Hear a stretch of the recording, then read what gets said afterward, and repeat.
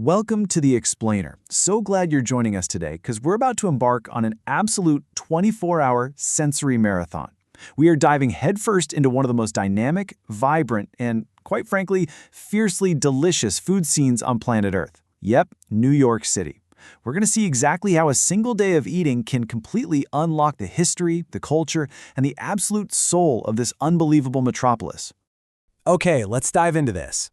To really wrap your head around New York's food scene, you've got to start with one massive number, 700. Now that is the staggering number of different languages spoken across the 5 boroughs. 700. It's a crazy statistic, right? But it absolutely proves its status as this wildly diverse culinary melting pot. I mean, every single one of those languages, that represents a different culture, unique traditions, and most importantly for us today, a completely different flavor profile. And, there's a really beautiful reason for all that diversity. The truth is, this city has always been America's front door. For centuries, literally millions of immigrants from every corner of the globe have arrived at this exact spot. And the best part? When they came, they didn't just bring their luggage. They poured their hearts, their cultures, and their most closely guarded, top-secret family recipes right into the city's food culture. So the food here, it's got just as much character as the people. Section 1. Morning bakes and sweet shakes. So, let's set our culinary clock to 8 a.m., right in a quiet neighborhood in Brooklyn. The air is already buzzing, and if you take a deep breath, you can smell it. That unmistakable, super comforting steam of boiling dough wafting out of wood-fired ovens. And look, you just cannot start a morning in New York without talking about the number 111. That is how many bagels the average local eats every single year. Seriously, that's almost one every 3 days. And locals will fiercely argue, like to the death, that it's the unfiltered New York City tap water that gives their dough that signature magical chewy texture. Now, when you're tackling that morning bagel, you basically have 2 ultimate paths. First, you could go for the hot breakfast bagel. Imagine sinking your teeth into a completely poppy seed-crusted exterior, hitting that crunch and the saltiness of thick bacon, and then boom, oozing cheese, all bound together by a rich, melting, runny egg yolk. It's a literal work of art. Or, you can go the cold classic route, the everything bagel. This bad boy is crusted with sesame, poppy, and onion, absolutely loaded with a generous swipe of rich cream cheese, and layered with smoky salmon. Add a fresh slice of acidic tomato to perfectly cut through all that richness. Man, it is the quintessential New York breakfast. Now, if you need a mid-morning pick-me-up, you've got to head over to Junior's. This place has been an absolute dining institution since 1950. And here is the craziest part. Harry Rosen's original cheesecake recipe has remained completely untouched for 75 years. Not a single change. It starts with a super simple sponge cake base, followed by blending cream cheese, fresh eggs, sugar, heavy cream, and just a touch of vanilla using a paddle attachment. Finally, they bake it in a water bath until it hits that perfectly golden, fluffy top.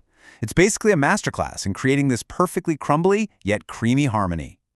But hey, if a regular slice just isn't cutting it for you, behold the literal Empire State Building of cheesecakes, the Cake Shake. I mean, look at this thing. The base itself is a thick, incredibly rich strawberry milkshake, and the topping, it's a massive, fully intact slice of their original cheesecake balanced right on top of the cup. You kind of just have to laugh at the sheer scale of this towering dessert. You genuinely need a strategic game plan to tackle this unbelievable milkshake cheesecake hybrid without causing a total cheesecake avalanche. Section 2. Midday Historical Meat Institutions.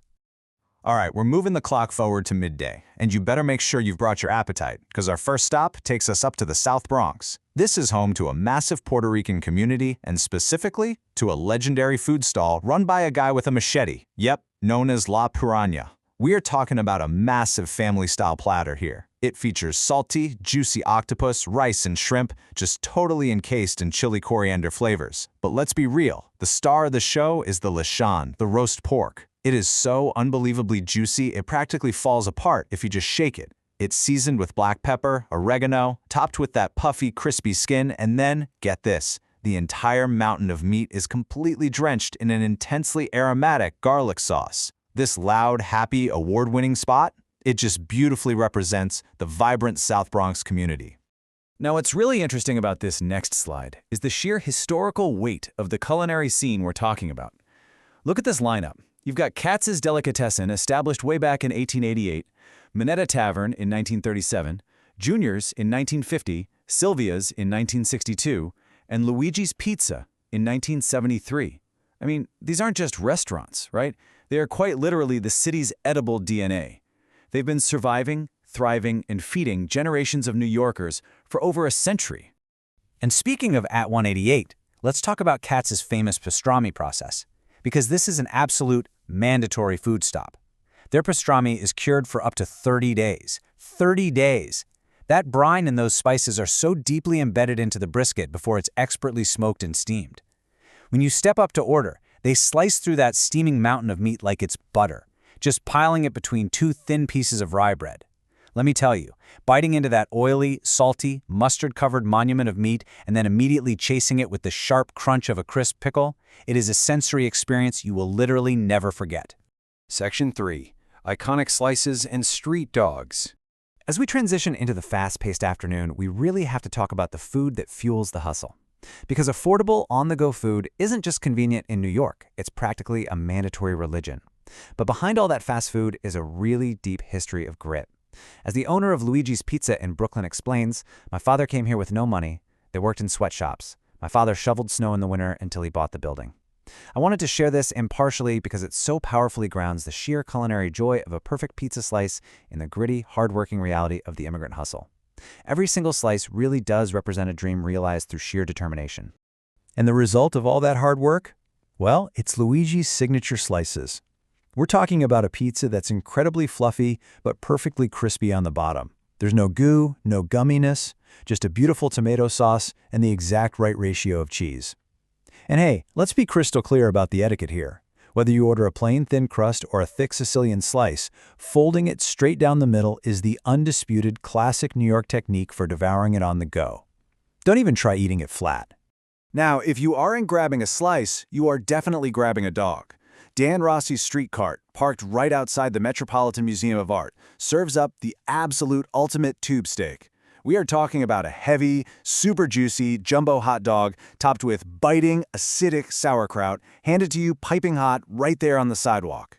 It's humble, it's totally affordable, and it's a timeless classic that just perfectly captures the fast-paced, non-stop hustle of Manhattan. Section 4. Evening soul and Chinatown spice. All right, as the sun sets, we're going to split our dinner between Harlem and Chinatown. First up, Harlem. Sylvia Woods opened her restaurant back in 1962, and today her family is still serving up the ultimate comfort meal to everyone from U.S. presidents to local neighborhood regulars.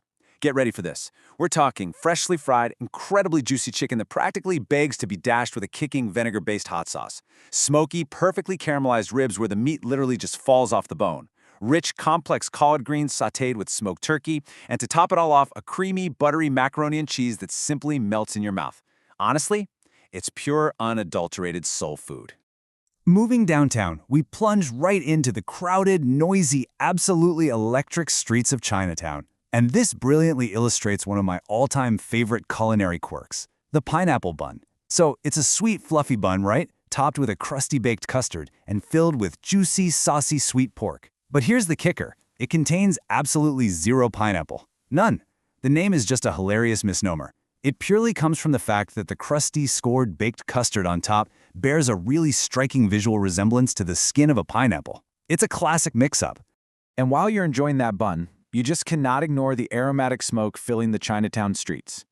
Crowds line the sidewalks late into the evening for these hot-off-the-grill skewers. The absolute highlight? These incredibly juicy lamb sticks that are generously dusted in fiery chili and fragrant cumin. The loud, vibrant energy of the crowd, completely mixed with those intense, savory spices, it makes eating right there on the sidewalk an absolute thrill. Section 5. Late-night legendary eats. Look, this is widely known as the city that never sleeps, right? So we absolutely have to explore the late-night hours. And we're going to prove exactly why it earned that title through two vastly different, yet equally iconic midnight meals.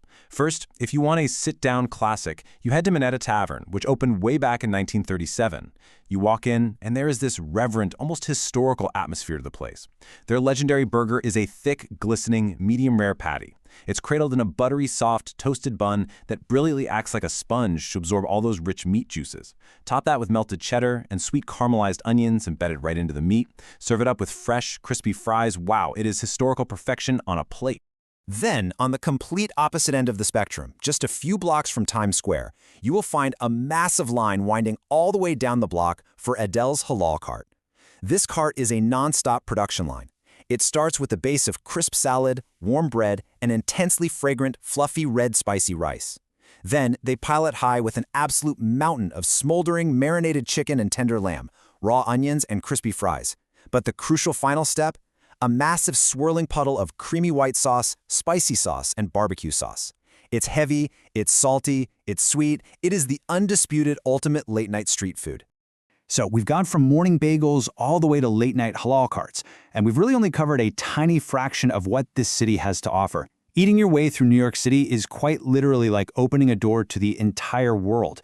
Every single bite is a direct doorway to a million different global stories, built by generations of dreamers.